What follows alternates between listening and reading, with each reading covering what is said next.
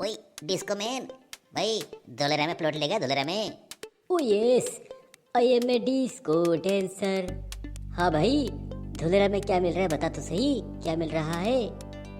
Plot ले ले, NA NOC title clear plan pass. Plot चाहिए क्या प्लॉट? अबे तू तो बिल्डर जैसे बात कर रहा है। ये प्लान पास क्या है बे? ओए ये प्लान पास यानी प्लान पास, जो प्लान पास हो गया है उसको प्लान पास बोलते हैं। ओह आहा, अबे ठीक से मालूम नहीं फिर भी तू बोल रहा है। छोड़ दे, नहीं मालूम तो चल प्रभात जी को पूछ के लेंगे ना। ठीक है भाई, चल चल प्रभात जी के पास चलते हैं। Hi friends, welcome to my channel. दोस्तों, जैसे आपको मालूम है, हम लोग धुलेरा के बारे में छोटे छोटे इन्फॉर्मेटिव वीडियो हमेशा लेके आ रहे हैं, क्योंकि जब भी कभी आप धुलेरा में फ़ोन करते हैं किसी भी प्रॉपर्टी कंसल्टेंट को या किसी भी डेवलपर्स को और धुलेरा के बारे में जानकारी लेते हैं, तभी आपको उतना ही जानकारी मिलता है जितना से आप उनका प्लॉट में या उनके प्रोजेक्ट में इन्वेस्टमेंट कर दें। ना कि आपको बहुत सारे ज्ञान वो लोग दे देते हैं। वो चाहते हैं उनका प्लॉट या उनका प्रोजेक्ट बिक जाए और उसके लिए जितना ज्ञान आपको चाहिए उतना आपको दे देते हैं। यदि आप उनको दूसरे लोकेशन के बारे में, दूसरे डेवलपर्स के बारे में, दूसरे कंसल्टेंट के बारे में पूछोगे तो बहुत कुछ नेगेटिव बताएंगे और अपने आप को वो सबसे रेपुटेड और बेहतरीन कंसल्टेंट या डेवलपर कहलाएंगे। दूसरे लोकेशन के बारे में जब उनसे चर्चा करोगे तो उस लोकेशन का 100 गलतियाँ वो निकाल देंगे। इतने सारे गलती तो वहाँ की टाउन प्लानर को भी नहीं मालूम होगा। तो हमारी जो मेन मकसद है, आपको मैक्सिमम नॉलेज धुलेरा के बारे में दिया जाए, आपको मैक्सिमम रियल एस्टेट का टेक्निकल नॉलेज भी दिया जाए, ताकि आप एक परफेक्ट और सही डिसीजन ले पाएँ। तो दोस्तों, आज भी एक नॉलेजेबल वीडियो आपके लिए लेके आए हैं, तो चलिए चलते हैं आज के वीडियो के तरफ। धुलेरा स्मार्ट सिटी की ज़्यादातर ज़मीन एग्रीकल्चरल यानी फसल उगाने वाली खेत ही है। आज के तारीख में भी मुश्किल से धुलेरा स्मार्ट सिटी की 5% एरिया में रोड या इंफ्रास्ट्रक्चर आपको दिखेगा। कोई भी प्लॉट या बंगलो स्कीम डिमार्केटेड नहीं है। आज के तारीख में जो भी प्लॉट या लैंड आप खरीद रहे हैं, किसी भी कंपनी से आप अपना प्लॉट की स्लोप या डेप्थ नहीं देख पाएंगे। आपको ये भी मालूम नहीं है कि आपकी प्लॉट में लैंड फिलिंग करनी पड़ेगी या नहीं करनी पड़ेगी। Developers NA NOC title clear project कह के आपको सब डिवाइडेड प्लॉट 2 साल का ईएमआई से बेचते हैं। तभी आपने एक वर्ड प्लान पास काफ़ी सुने होंगे। तो ये प्लान पास क्या होता है? धुलेरा की 100% लैंड फार्मर्स का ही था। Government public private partnership mode पे 50% लैंड एक्विजिशन कर रहा है। तो आने वाले टाइम पे गवर्नमेंट के पास सबसे ज़्यादा लैंड होगी और डेवलप्ड लैंड जो फार्मर को दिया गया है या अलॉट किया गया है, उसी ज़मीन को लोकल डेवलपर्स या बाहर के डेवलपर्स खरीद के उसको सब डिवाइडेड करके मार्केट में प्लॉट बेच रहे हैं। धुलेरा स्मार्ट सिटी की लगभग सारा लैंड फार्मर्स का ही था, तो ये एग्रीकल्चर लैंड है। और गुजरात गवर्नमेंट की जो नियम है, गुजराती फार्मर्स की लैंड केवल गुजराती फार्मर्स ही खरीद सकता है। तो आप कैसे उस जमीन को खरीद पाएंगे? तो उसके लिए एक ही रास्ता है।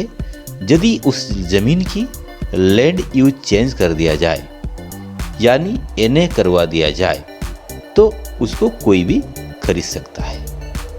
तो इसी कारण फार्मर्स की लैंड वहाँ के डेवलपर्स खरीदते हैं और उस जमीन की सारे प्रोसीजर पूरे करने के बाद वो उस प्लॉट या उस प्रोजेक्ट को मार्केट में लेके आते हैं।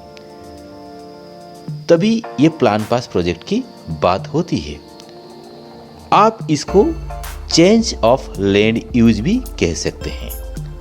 कोई भी डेवलपर की प्रोजेक्ट जब सब डिवाइडेड प्लॉटिंग स्कीम में बेचता है, उसको ये plan pass local revenue authority या कलेक्टर ऑफिस से लेना बहुत ही जरूरी है। और ये प्लान पास के लिए जब एप्लीकेशन डाला जाता है उस एप्लीकेशन के साथ कुछ डॉक्यूमेंट्स अटैच करना पड़ता है, जैसे सर्टिफाइड लैंड रिकॉर्ड्स। गुजरात या महाराष्ट्र में इसको 7/12 उतारा भी कहते हैं, जिसके द्वारा मालूम पड़ जाता है कि ये ज़मीन का टाइटल क्लियर है कि नहीं, यानी उस ज़मीन का ओनर बिल्डर है या और कोई।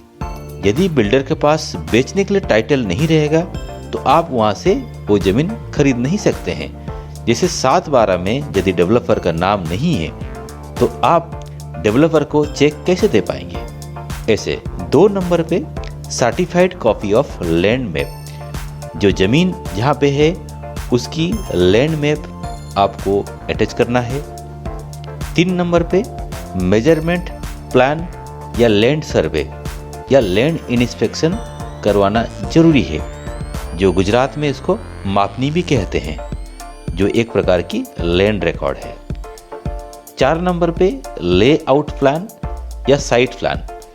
आप जो लेआउट बनाने वाले हैं वहाँ पे, आप जो वहाँ पे साइट डिजाइन कर रहे हैं, जिसमें आपका इंटरनल रोड रहेगा और कॉमन एरिया जहाँ पे आपके गार्डन रहेंगे, पार्किंग एरिया बोल सकते हैं, उस एरिया का डिजाइन किसके द्वारा, किसी भी आर्किटेक्ट के द्वारा वो इस एप्लीकेशन साथ अटैच होना जरूरी है।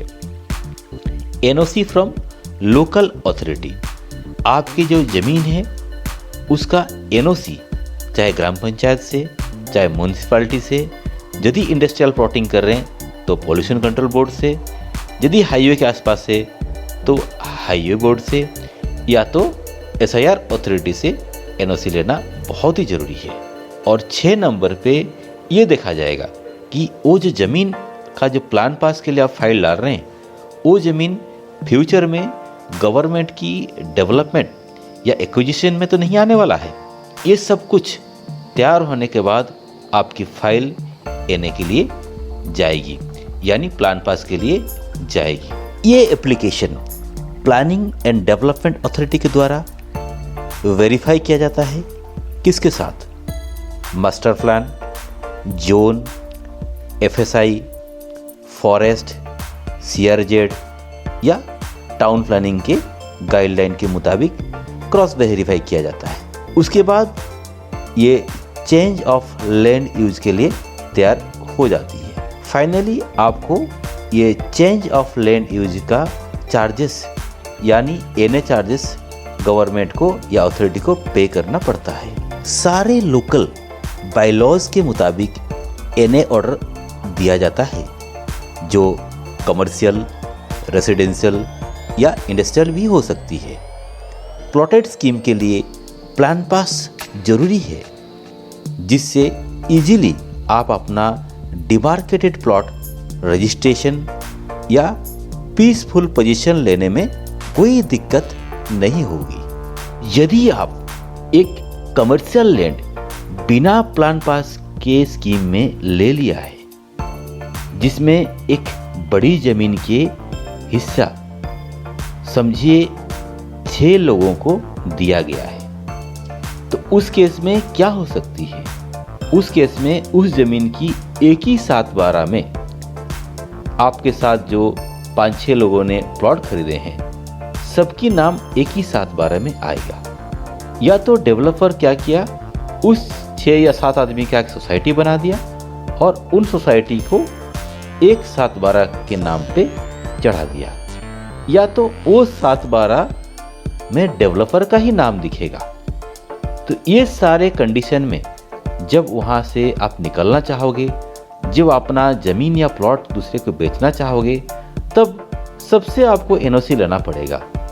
यदि कोई आपको NOC नहीं दिया तो आप ज़मीन बेच नहीं पाओगे। और समझिए कल को आपको वहाँ पे कोई बिल्डिंग कंस्ट्रक्शन करना है या किसी प्रकार की अप्रूवल चाहिए, तभी भी आपको अगल बगल से NOC लेना बहुत ही ज़रूरी है। और जब NOC नहीं लेंगे तो आपका काम रुक जाएगा।